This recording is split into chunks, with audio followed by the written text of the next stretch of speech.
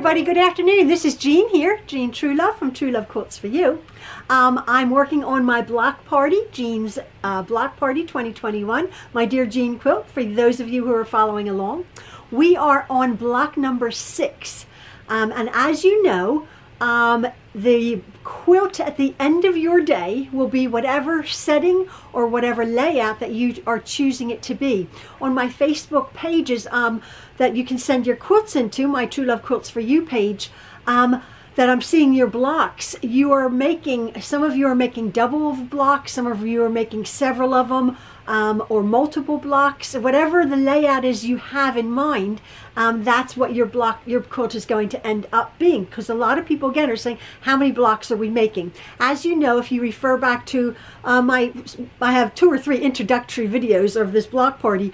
I am going to be making, loosely, my idea is a medallion quilt with a center, a large center block, which is going to be a Dresden plate, to soften it, to soften the look, and then I'm going to be adding borders and blocks around it. However, as I said, if you see the rough sketch of my idea many videos ago, again, I have all of my blocks and my introduction on my playlist, which is Jean's Block Party 2020. So you can go back and review, look at that little sketch of my medallion.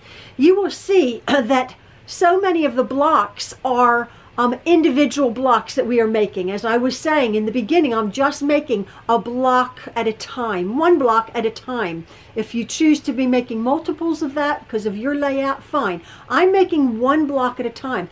However, I am, if you refer to that diagram, at some point I'm going to be making 9 patches around my center medallion.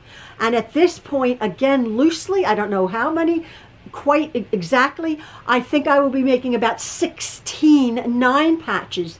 That will be a tutorial for next week. I'm going to be showing you in blocks 7, perhaps not making 16 at that time, but I'm going to be showing you how I'm going to be making multiple 9 patch blocks with a strip setting, with a strip method. We sew long pieces together. Instead of sewing all these little tiny blocks individually, we can sew strips together of fabric. Now, whether I do that with just 2 fabrics or whether I do that with scraps, that's for next week. My simple 9 patches en masse. Okay, so next week or whenever I put that out, again, you don't have to do 16 or however many or 1, whatever, whatever your schedule is, whatever your timing. But I think that's about right. I may have to add more, I may have to use less. But again, we're just using, again, around the rest of the quilt, to a certain extent, I'm just using other sampler blocks that we have been making. This week, block number 6 is a 9 patch. It is a 9 patch that I've made one of, and I've made it just with a slight little bit of a difference. It is a 9 patch, there are 9 units in it, but this is block number 6 in our block party. As you see, I've used a high contrast fabric, but I'm going back to our skill and our method of block number 2, our bow tie block. Snowball, or was that 3? Or was that 4? I forgot. Oh no, was that 5? I forgot which one it is. Isn't that funny? Whatever it was. I made a bow tie block with a 2 grid. Remember, it was a 4 patch with 2 snowballed corners. What this week is a 9 patch with 4 snowballed corners. Slightly smaller units, but again, you can do this. It's the exact same principle. But again, I take you step by step by step. I've used my Facet fabrics. It was interesting because I did a sort of a prototype and I had messed it up. But I didn't mess up. You need a high contrast. As you can see through the viewfinder here, as you're looking at it, you can see that is a high contrast. Only I say a real high contrast because you don't want to lose your bows here. You don't want it to get muddy. You want to be able to see your bows. I've used my, as I said, I was using my Facet fabric. My back looks just as good as the front. We are just snowballing 4 corners, smaller little units. But I give you the instructions this week how to make 1 block. We're just sewing the 9 pieces together, and I go step by step. Next week, you have to look forward to me showing you how to make multiple 9 patches, make it a bit easier for us. What we're going to do is we're going to create strip sets and subcut them and then put those units together. But that's for next week. This is a little bit of a glorified 9 patch with the snowballed corners, but you guys got this. This is a 3 grid. Again, 1, 2, 3, 4, 5, 6, 7, 8, 9 pieces of fabric, and then your snowballed corners. So 9, 10, 11, 12, 13 pieces of fabric in this little block here. So I give you the cutting instructions, and yeah, I hope you enjoy it. I hope you've been enjoying this. If you finish it up, send me a picture. Truelove Quilts for You. It's the community pages that's on Facebook. And yeah, we have our sweet little 9 patch, our double bow block. This would be a fabulous block all by itself, in perhaps some pastels for a little gender neutral quilt. You don't know the sex of the baby, you could make it lovely, sweet little bows. Just put one next to each other. What a lovely, lovely little present that would be. Simple, simple once you get this down. So I hope you enjoy this, folks. This is block number 6 of my Dear Jean quilt. So thank you so much, and love from the Trueloves. See ya. Bye.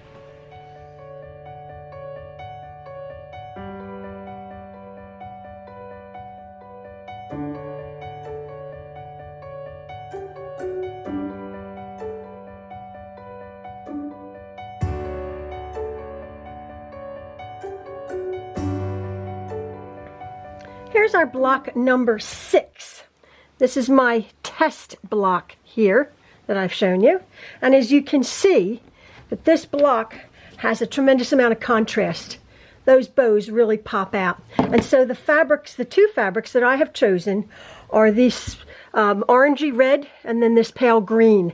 It has a print, and I've allowed a little bit of the print. I had to, not fussy cut, but I had to make sure that my print, because my K-facet fabrics are fairly loud in this block, I didn't want a loud bit of my fabric print to detract from my dark red block here.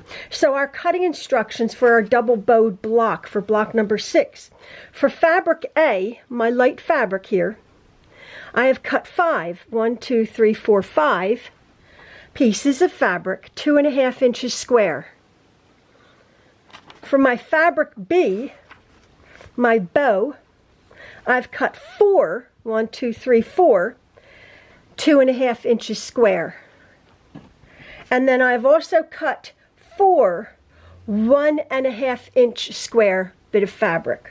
Okay, don't let that frighten you, because we're making a simple 9 patch, and then we're incorporating the snowball method of making our double bow block. So what I'm going to do is, as I do, I'm going to put my fabric in the place generally where I want it to, how I want it to go when I take my design board over to my machine. So what I'm going to do, I'm going to start with one of the 5, the lighter and the dark. See, light, dark, light. Okay, this is a 9 patch, remember. Then I'm going to put dark, light, dark. That's our second row of our 9 patch. Simple. Then I'm going to put light, dark, light. Now next week, block 7, you will see that this is my basic 9 patch. We can do it either by, and I'll reiterate it next week, we can do it either by solids, or you can do it by scrappy, or you can do it strip method, or you can do it cutting out your squares. But this is our block now. But what I'm going to do is, with my 4 1.5 inch squares to make my snowball block, what I'm going to do is I'm going to put the pretty side, right now on my design board, I'm going to put the pretty side over there on this block here. Okay? And then on the 2 center blocks, the 1 center block, I'm going to put 2 pretty side to pretty side, 1 in the corner there, and 1 in the corner there. And then I'm going to put this last one in this bottom left. Okay?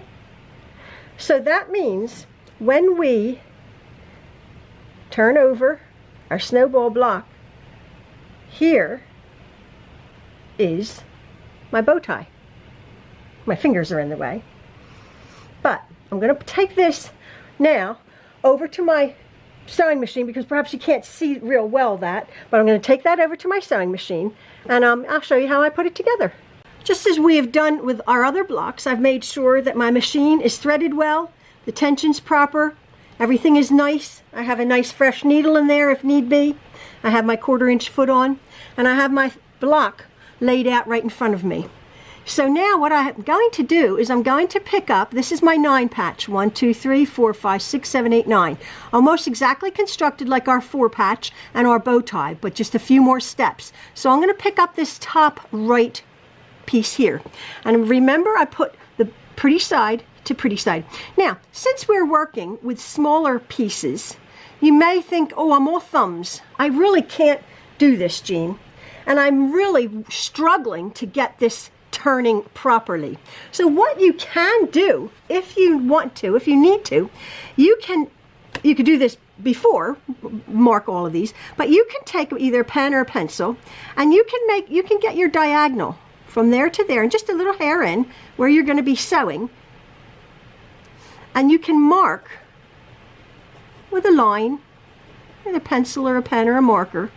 You can mark that. I can see that if you need to have some visual, and then you can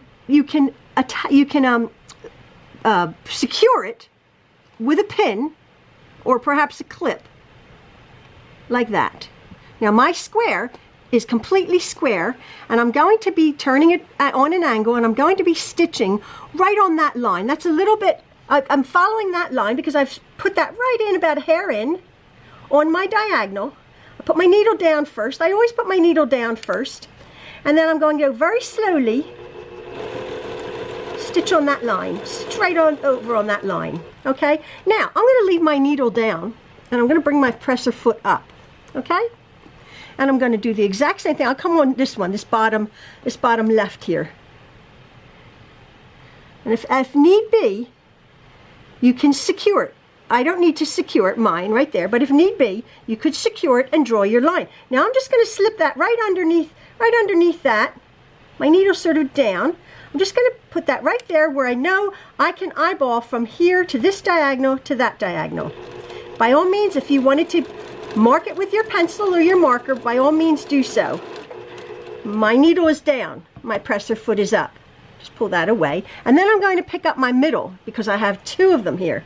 Now I'm going to take one aside for the second, and I will do this exactly like I did my other. I'm going to put this in here. My needle's sort of down right before it, but now I'm just going to stitch carefully on my diagonal. And now I'm going to put my needle up, my presser foot. Now this one I am going to pinch. I did not realize my camera battery just died. I did not realize that I was filming and it had died. But what I have done is I've stitched down one there, and I've stitched down one there, and I've on either side of our center block, and I make sure that they're pretty square before I trim off my stitches there. So that's pretty square. Again, we're just snowballing our corner blocks like that. Now, what I'm going to do is I'm going to trim off 1/4 inch, 1/4 inch, 1/4 inch, and 1/4 inch. Now I am going to go over to my iron, and I'm going to iron all of these really well. I've bought my little snowballed corners. I'm just going to hit them with a little bit of spray, with a little bit of starch there, and I'm going to set the seams on these. Again, very important. Very important that when you go to put these into a block, that they're really nice and flat. I hope you guys have been seeing the importance of how we are making our blocks so very flat before we're putting them, our units, before we're putting them into the actual block. So, so important. Look at that. Very, very important. These are pretty square. I'm very pleased with that. Make that even flatter, because these are going to go into our 9 patch. Push that one over.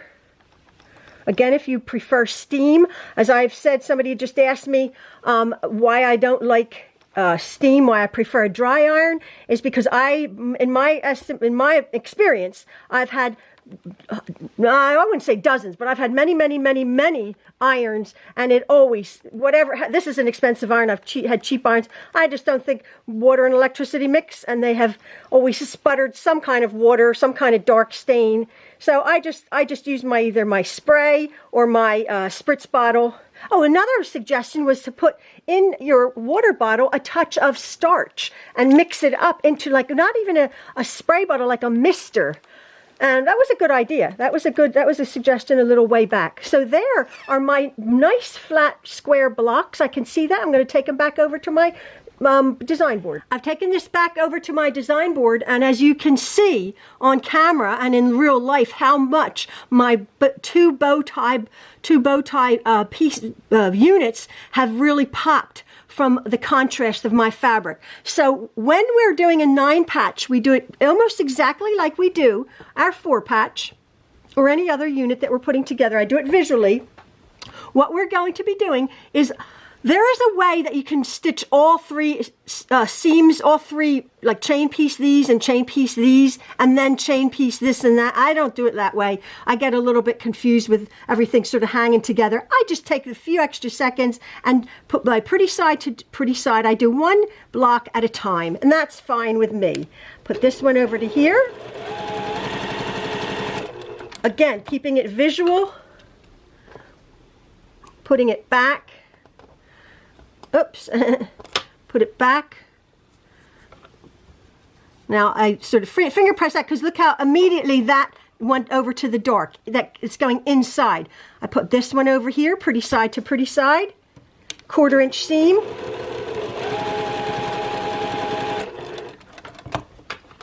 Pinch and pull and trim. And again, that seam wants to go that way, so I'll place that back. It's very simple, as you can see. So here, my 2nd row.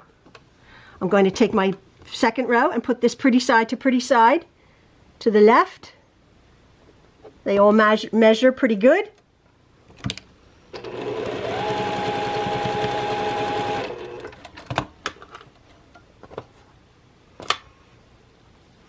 And that seam's going that way. And I look to see if it's correct, pretty side to pretty side.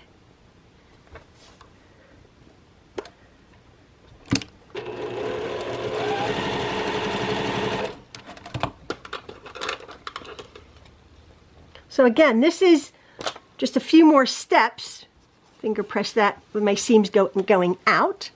And then my 3rd row.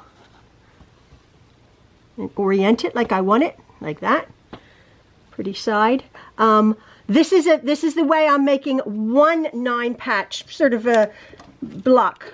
Making 1 9-patch with actual pieces. But again, next week I will be showing you how we can do it. We can make multiple blocks at one time, or multiple blocks quicker. Needle down.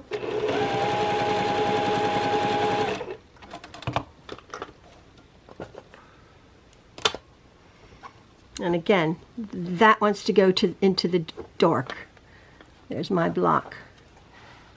Now at this point, if you want, you can go over to your ironing board and press the top seams into the dark, the middle bit out there, and the bottom row into the dark. But I'm going to lift this top row up and just, what am I going to do? I'm going to nest the 2 seams now. Remember the 4-patch, we only nested 1 seam. So this one, I'm going to nest 2 seams. I've cut them and I've sewed them pretty well. So I'm just going to hold this here.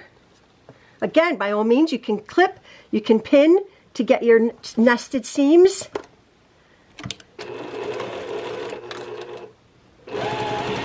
And again, if it's a thread off, don't worry about it. It's fine. Try to get your 1/4 inch seam. Pinch and pull and trim. And then I sort of just push that up there. Oh, it's looking pretty. And then I'm going to take this bottom unit and I'm just going to flip it over there. And there, folks, is our pretty 9-patch. Double bow 9-patch. Put my needle down. I can feel the seams going one way. One seam's going one way, the other seam's going the other way. Keeping my 1/4 inch seam precise.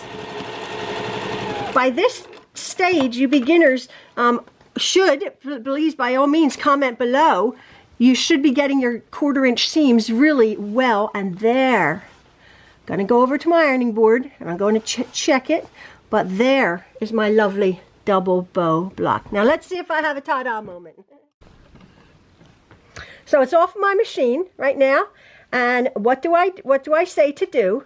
What we're going to do is we're going to set this seam here, because we only finger pressed. We're going to set that seam, the long seam, and we're going to turn it over, do the exact same thing. We're going to set that seam there. And then my seams just want to go one way up there, and that one going down that way. Like that. I'll give it just a little spritz of water. And then again, with the tip of my iron, I'm just going to nudge that up. Just nudge that up. Like that, the top one. And then I'm going to nudge this just down. My bottom seam. And there is my lovely little bow tie block. High contrast. Look at that. I'm looking at through the viewfinder here, and boy, does it pop out. It really is sweet. Really is very sweet. Now, where's my ruler here? I'm going to see if I have my ta-da moment. That's so silly of me. But there's my block. Now let me just see. It's a little bit big there. Let me just put it on my board. And let me see. It's almost perfect. Just a little slice there. Little sliver. And there is my block. There you go. Block number 6. My back looks just as lovely as my front. There you go. A pretty, a little bit more complicated 9 patch. 1, 2, 3, 4, 5, 6, 7, 8, 9. And this is only 6.5 inches. So these 1.5 inches did end up very small. Look, just a bit bigger than my fingernail. But what a pretty block that is. But not hard. Tell me if it's too hard. Tell me if it's I'm making this too hard. I don't want to make it too hard for you. There's my experimental block, and there's my my block for my block party. I really like it.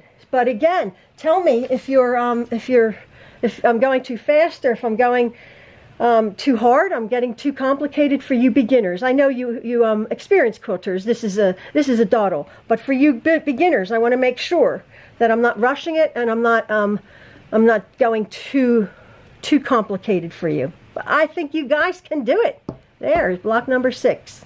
All right, folks. Thanks a lot, and I'll see you when I do. Bye-bye.